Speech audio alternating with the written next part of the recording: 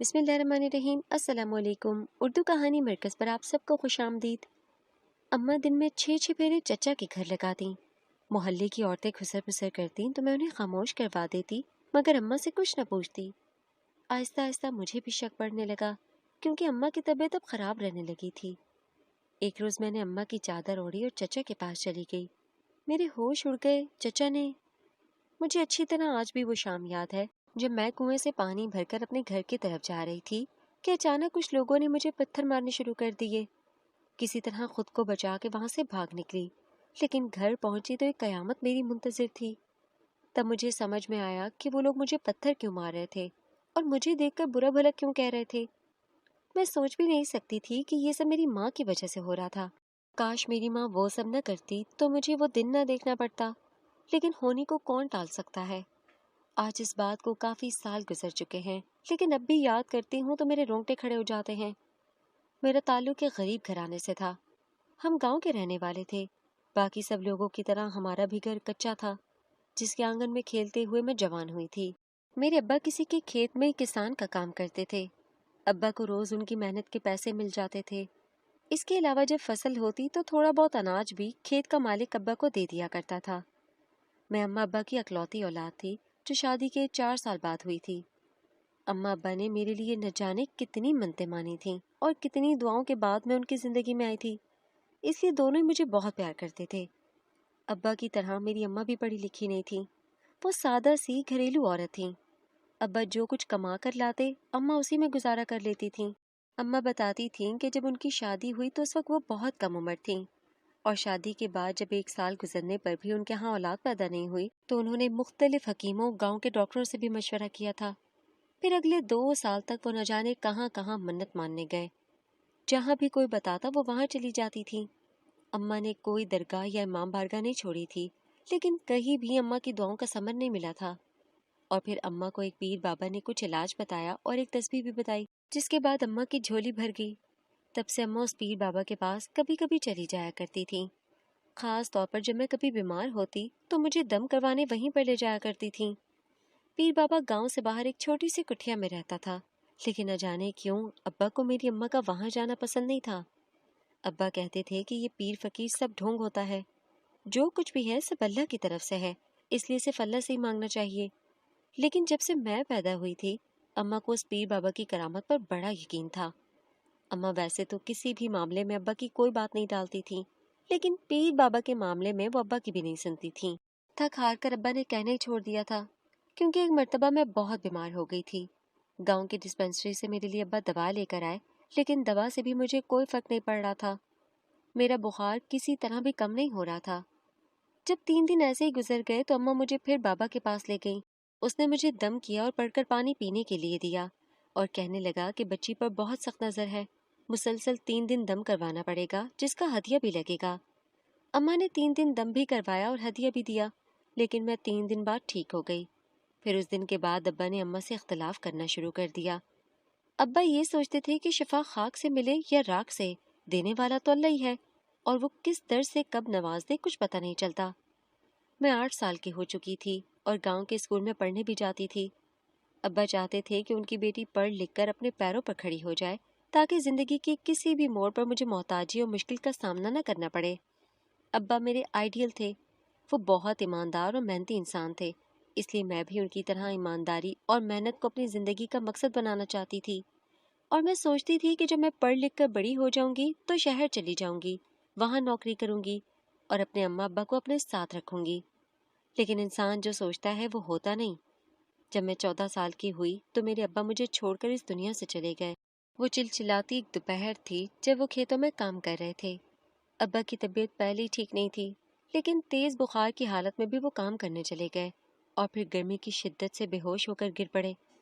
ابا کے ساتھ جو لوگ کام کر رہے تھے وہ ابا کو گاؤں کی ڈسپنسری میں لے کر گئے تو ڈاکٹر نے بتایا کہ ابا کو ہارٹ اٹیک آیا تھا اور وہ انتقال کر چکے ہیں۔ یہ خبر جہاں اماں کے لیے دکھ کا سبب تھی، وہیں مجھ پر قیامت بن کر ٹوٹی تھی۔ میرا ننھا سا دل اس وقت یتیمی کے درد کو اتنا نہیں سمجھتا تھا، لیکن وقت کے ساتھ ساتھ زمانے نے بہت کچھ سمجھا دیا۔ ابا کو دنیا سے گئے ہوئے 1 مہینہ ہونے والا تھا۔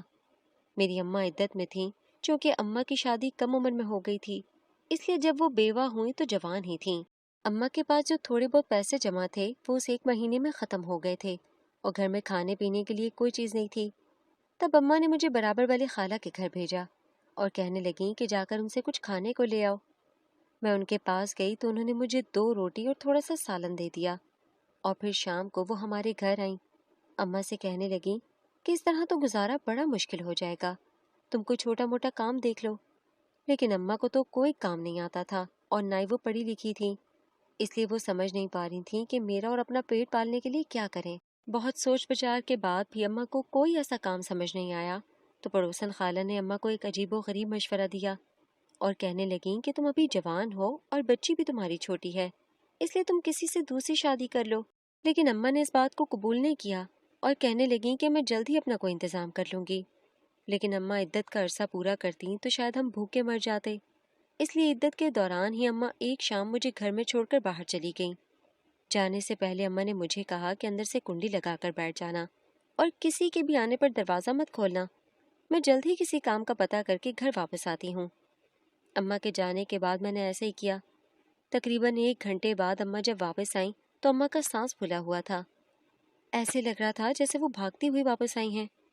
अम्मा ने पानी पिया तो मैंने अम्मा से पूछा कि कोई काम मिला। अम्मा कहने लगी कि मैं बात करके आई हूँ, इंशाल्लाह जल्दी काम मिल जाएगा। लेकिन मसला ये है कि मैं दिन की रोशनी में काम के लिए नहीं जा सकती, वरना गांव वाले बातें बनाएंगे कि इद्दत में घर से बाहर आती जाती है।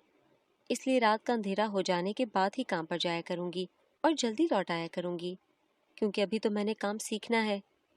मैंने अम्मा से पूछा कि ऐसा क्या काम है, तो अम्मा कहने लगी अभी तुम छोटी हो इसलिए बात समझोगी नहीं, बस ये समझो कि अल्लाह ने हमारे खाने पीने का इंतज़ाम कर दिया है। मैं अम्मा की बात सुनकर खामोश हो गई, क्योंकि मैं समझ गई थी कि वो मुझे कुछ बताना नहीं चाहती, इसलिए मैंने दोबारा पूछा भी नहीं।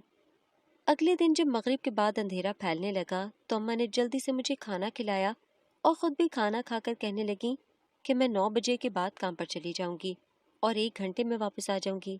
दरअसल हमारे गांव में लोग जल्दी सो जाया करते थे और हर घर में लाइट भी नहीं थी, इस वजह से गली में अंधेरा ही रहता था। अम्मा रात के अंधेरे में जाती और वापस भी आ जाती थी, किसी को कुछ पता नहीं चलता था। लेकिन एक रात ऐसा हुआ कि जब अम्मा गई हुई थी तो घर का दरवाज़ा तेज तेज बजने लगा। मैं घबरा गई। मैंने आवाज़ दे के पूछा कि कौन है, लेकिन किसी ने आके से कोई जवाब न दिया। मैं वापस कमरे में चली गई, लेकिन उसी वक्त दरवाज़ा फिर से बजने लगा तो मैं बहुत डर गई थी, क्योंकि दरवाज़ा मुसलसल बज रहा था। मैं ये सोच रही थी कि इतनी तेज़ दरवाज़ा बज रहा है और आसपास से कोई दिखने भी नहीं आ रहा, क्या किसी को दरवाज़ा बजने की आवाज़ सुनाई नहीं दे रही। मुझे अजीब अजीब सी सोचें आ रही थीं, लेकिन डर के मारे मेरी हिम्मत नहीं हो रही थी कि मैं जाकर दरवाज़ा खोल सकूं। थोड़ी देर दरवाज़ा बजने के बाद बंद हो गया तो मैंने सुख का सांस लिया, लेकिन इसके कुछ देर बाद फिर से दरवाज़ा बजा, लेकिन इस बार दस्तक पहले जितनी तेज़ नहीं थी। मैंने पूछा कि कौन है, तो अम्मा की आवाज़ पहचान कर मैंने दरवाज़ा खोल दिया। जैसे ही अम्मा अंदर दाखिल हुई तो मैं अम्मा के सीने से लग गई। मैंने अम्मा को बताया कि आज इस तरह से दरवाज़ा बज रहा था।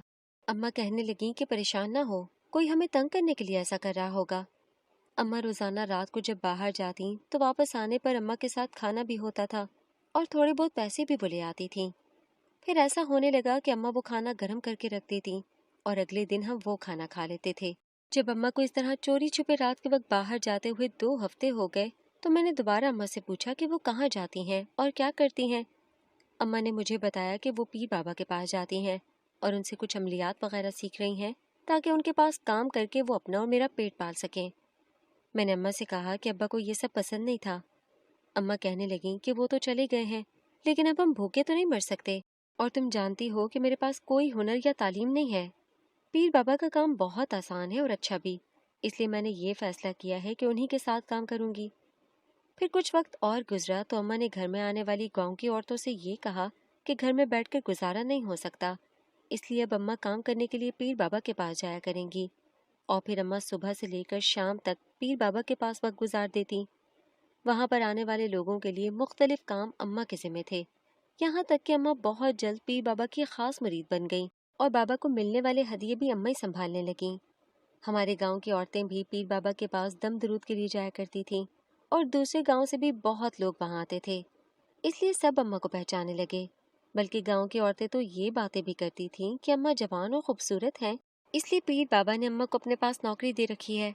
ورنہ کوئی ایسی عورت کو اپنے پاس کام پر کیوں رکھتا ہے جو پڑھی لکھی بھی نہ ہو اور اس کا شوہر بھی مر گیا ہو؟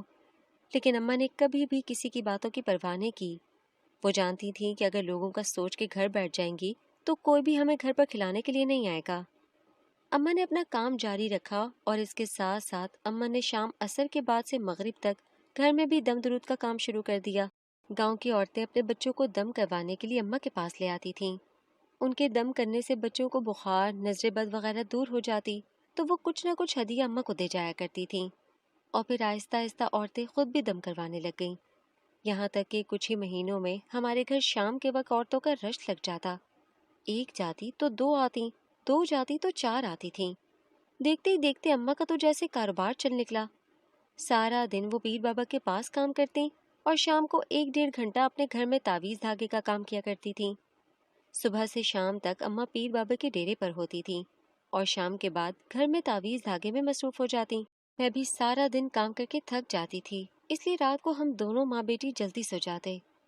ایک رات میں سو رہی تھی کہ پیاس کی وجہ سے میری آنکھ کھل گئی۔ جب میں اٹھی تو میں نے دیکھا کہ اماں اپنے بستر پر موجود نہیں تھیں۔ میں یہ دیکھ کر بڑی حیران ہوئی۔ میں نے دوسرے کمرے اور صحن میں ہر جگہ اماں کو تلاش کیا، لیکن اماں کہیں بھی نہیں تھیں۔ باہر کے دروازے کی کنڈی اندر سے کھلی ہوئی تھی لیکن باہر سے بند تھا۔ میں سمجھ گئی کہ شاید اماں کہیں گئی ہیں، لیکن اتنی رات کو وہ کہاں جا سکتی تھیں؟ میں جاگ کر اماں کا انتظار کرنے لگی۔ مجھے جب انتظار کرتے ہوئے کافی دیر ہو گئی تو اماں نے خاموشی سے باہر کا دروازہ کھولا اور دبے پاؤں گھر میں داخل ہو گئیں۔ میں جان بوجھ کر آنکھیں بند کر کے لیٹی ہوئی تھی تاکہ دیکھ سکوں کہ اماں کیا کرتی ہیں، اور میں یہ بھی سوچ رہی تھی کہ ہو سکتا ہے اماں کو کوئی ضروری کام ہو اس لیے باہر گئی ہوں، اس لیے مجھے آج ہی اماں سے پوچھنا نہیں چاہیے۔ لیکن دوسری رات بھی ایسا ہی ہوا، اور جب تیسری رات بھی یہی ہوا تو اس رات میں اماں کے انتظار کرنے کے لیے بیٹھی رہی۔ اور جب اماں آئیں تو میں نے پوچھا کہ اتنی رات کو آپ کہاں گئی تھیں؟ تو اماں کہنے لگیں کہ پیر بابا مجھے خاص عمل سکھا رہے ہیں جس کے لیے رات 12 بجے کے بعد جانا ضروری ہے۔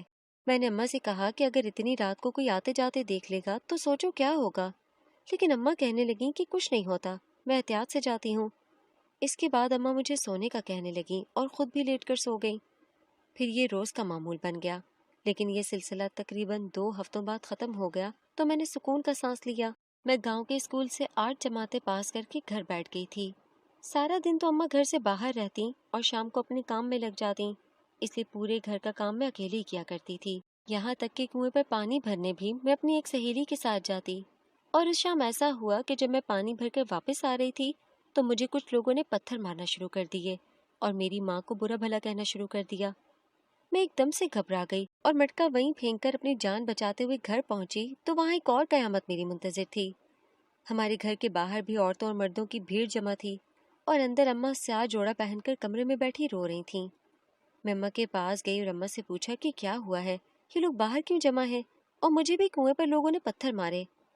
اماں نے روتے ہوئے میری طرف دیکھا، لیکن اس سے پہلے کہ وہ کچھ بولتی، صحن میں کھڑی عورتوں میں سے ایک عورت چیخ کر کہنے لگی، تیری ماں بد چلن اور بد کردار ہے، اس لیے تم دونوں ابھی کے ابھی گھر خالی کر دو اور گاؤں سے کہیں دور چلے جاؤ، ورنہ ہم تمہاری ماں کو مار دیں گے۔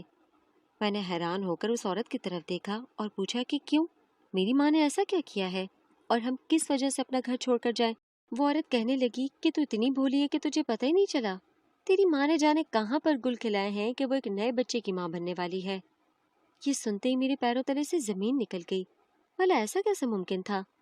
میں نے اماں کی طرف دیکھا تو اماں نے سر جھکا لیا۔ میں اماں سے پوچھنے لگی کہ یہ سب جو کہہ رہی ہیں وہ سچ ہے یا جھوٹ؟ تو اماں نے سب کے سامنے کھڑے ہو کر چیخ کر کہا کہ ہاں یہ سچ ہے، لیکن میں گناہگار یا بدکار نہیں، یہ سب مجھ پر الزام لگا رہے ہیں۔ میں نے سب کے سامنے ہاتھ جوڑے ان سے کہا کہ ابھی مجھے میری ماں کے ساتھ اکیلا چھوڑ دیں، میں خود حقیقت کا پتہ لگاؤں گی۔ میری یہ بات سن کر سب وہاں سے چلے گئے۔ میں نے اماں سے پوچھا کہ جو بھی سچ ہے وہ مجھے بتا دو، ورنہ یہ لوگ ہمارے یہاں پر رہنا حرام کر دیں گے۔ اماں کہنے لگیں کہ یہ ان دنوں کی بات ہے جب میں پیر بابا کے پاس کام سیکھنے جاتی تھی۔